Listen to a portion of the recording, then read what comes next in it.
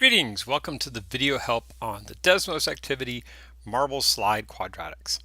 In this activity we'll play a game that requires you to recall how the value of a changes the graph of the quadratic function given in standard form, f of x equals ax squared plus bx plus c, or in vertex form, f of x equals a times the quantity of x minus h squared plus k. We'll also learn how the graph can get shifted up, down, or left, right by the values of h and k in the above mentioned vertex form. This material is an extension of section 8.1 and it might be worth your time to review it prior to starting this activity.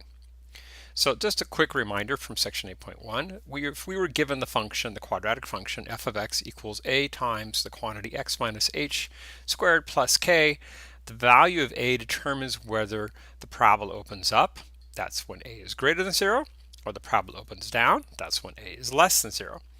We define the values of h and k to be the ordered pair of the vertex of the parabola. That is, hk is our vertex point. So recall from section 8.1, back on page 279 of our textbook, that the vertex of a parabola, or the vertex of a quadratic function given by ax squared plus bx plus c, can be found using the following formulas. Our old pals, h equals the opposite of b over 2a, and k is equal to f of minus b over 2a. All right, so enough yakking. Let's go play a little bit with this. So let's take a look and see what k actually does to the parabola. So as before, let's go ahead and get out our calculators and let's load in the functions that are given to us in the example, and let's see what actually it does in the terms of shifting our parabola. So if we go get our calculator out here, go to the y equals menu, and in y1 we will put the stock function, we'll just put in x squared, and then in y2 we're going to put in x squared plus 3. And we're going to see what that 3 does to the graph of the stock parabola. So we'll do a zoom and a standard to get a standard zoom screen. So there is f of x equals to x squared, and there's g of x equal to x squared plus 3. And what we see is that the vertex point, this point right here, was shifted up by 3 units. Similarly, if we go in and put into y3 x squared minus 3, what we'll see is that the parabola had its vertex shifted down by 3 units. What that tells us is that the parabola's vertex is adjusted up or down by the value of k. Now there's a couple of other important things to keep in mind about what this does to the parabola.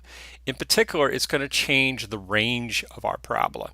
So if we take a look at a function y equals x squared plus k, the original range on the stalker, when there was no k on there, or if k was 0, would go from 0 to positive infinity. Well, in this case, since we were shifted up by k, that means that our range will go from k to positive infinity. So if we go back and look at the parabola here, notice that when we had f of x equal to x squared, the range was from 0 to positive infinity. When you have g of x, which is x squared plus 3, the range goes from 3 to positive infinity. And similar in h of x here, the range goes from negative 3 up to positive infinity. Similarly, that is also going to change within these functions, it's going to change where our y-intercept is. So I'll let you read some more about that. Let's go move on and start talking about horizontal translations versus vertical translations. In other words, how does the parabola get shifted left and right? So again, let's take a look at x squared and then the quantity of x plus 3 quantity squared and the quantity of x minus 3 squared. Notice that now that the value that we were using to shift or translate our parabola is wrapped up next to the x inside of parentheses. So again, let's go do a little exploration on our calculator here. Let's go to the y equals and let's clear out y2 and y3 and let's see what happens here when we go parentheses x plus 3 quantity squared. And let's see what that graph looks like. Well, when we graph that compared to our stock one, there's our stock graph, we see that what happens is that it shifts the parabola 3 units to the left. In other words, when we had x plus 3 quantity squared, the vertex point, the h point now, not the k, the h point, got shifted over 1, 2, 3 values to the left. And similarly, when I come in here and put in x minus 3, and square that, we're going to see that the parabola, probably best to put the h in there, excuse me, not the h, the x. We're going to see that our parabola is going to get shifted 3 units to the right this time. If I could only get it all typed in there, I got to tell you, it's really much more difficult to type in using this keyboard calculator or screen calculator than using a regular keyboard. Okay, let's press graph and let's see what happens. Lo and behold, there we go. It was shifted 3 units to the right. Okay, so that is the graph of h of x, which is x minus 3 quantity squared, was shifted 3 units to the right. And then to the left 3 units, and g of x equal to x plus 3 quantity squared. So pause for a moment and make sure that that makes sense to you and you understand what's going on with the graphs. A way that I thought about this was to think about rewriting the function like the following. In other words, write it as y equals x plus the opposite of h quantity squared, which just means that we always take the opposite of whatever that number is inside of there, underneath, inside the parentheses, and that'll tell us how to shift left or right. Okay, so let's summarize y equals a times a quantity of x minus h squared plus k. The graph is shifted up by a value k vertically. If k is positive, it'll move the graph up. If k is negative, it'll move it down. The graph of the parabola is shifted h units horizontally. If h is positive, it'll move the graph to the left. If h is negative, it'll move the graph to the right. So again, you might want to go back and refer to section 8.1 if you want to review more of this, or there is a link to College of the Redwoods Intermediate Algebra book that you can review some more activities on the quadratic. Okay, one last thing before we move on to the actual Desmos activity here. Let's go take a look and see what A does. That's not written up, but we did talk about it, but let's go just check in and see what happens here. If I come in, and let's go ahead and clear out our y2 and our y3, and I change the value of A, what does that do to the parabola? So first of all, let's put in 2x squared, and let's see what that does. And then let's put in 5x squared and see what that does. So if we graph those 3 parabolas all on the same screen, what we see is that when the value in front of the x squared is greater than 1, then we see that the arms of the parabola get moved closer to the y-axis. In other words, it gets stretched, it gets tighter, and so we have a faster moving parabola. It's still opening up, but it's kind of opening up a lot quicker. Let's compare that to, if we came in now, and we change the a value this time to 1/2. So if I put a half x squared, and I graph that one, and let's compare that to a 1/5 of x squared.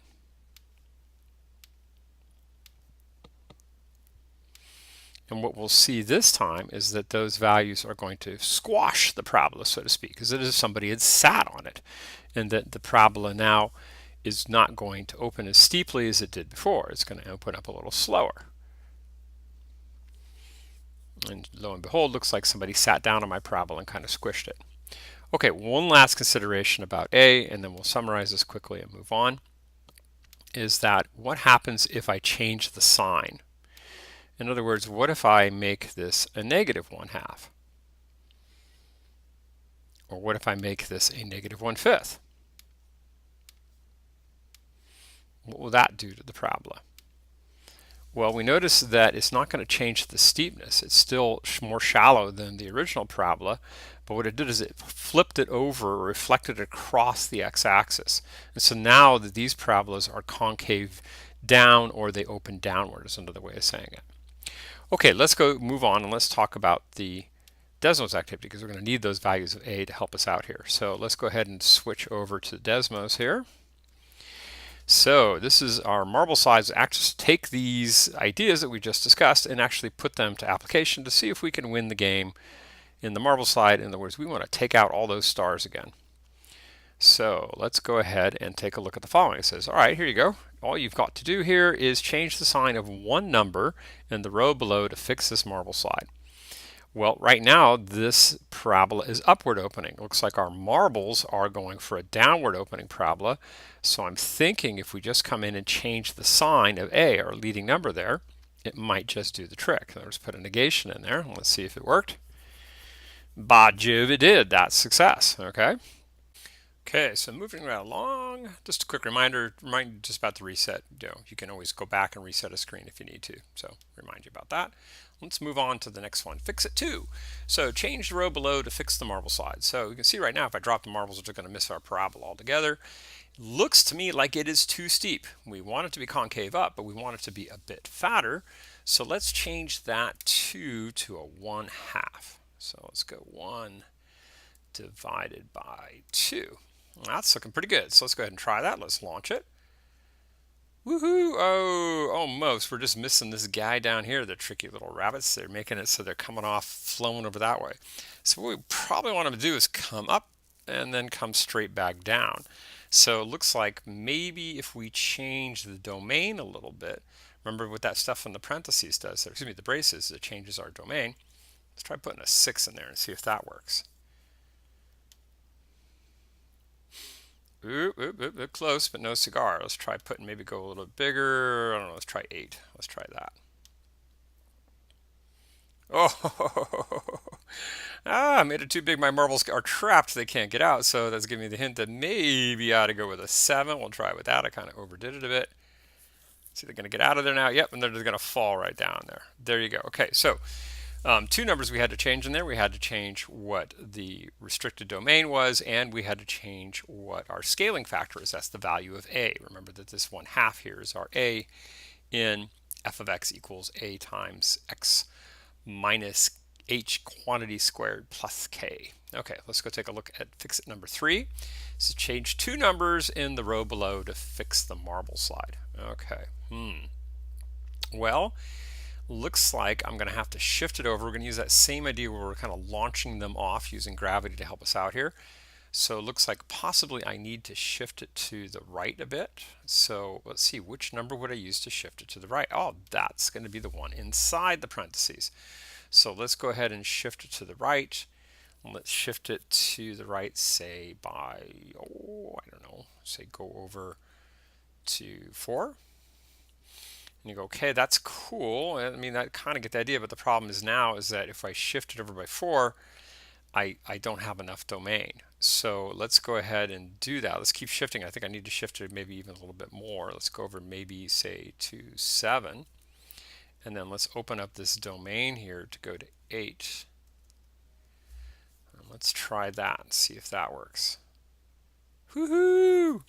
Okay, so let me just show you again, remind you what the 2 numbers do. So this number right here, that 7, that shifts us left to right. That's our horizontal movement.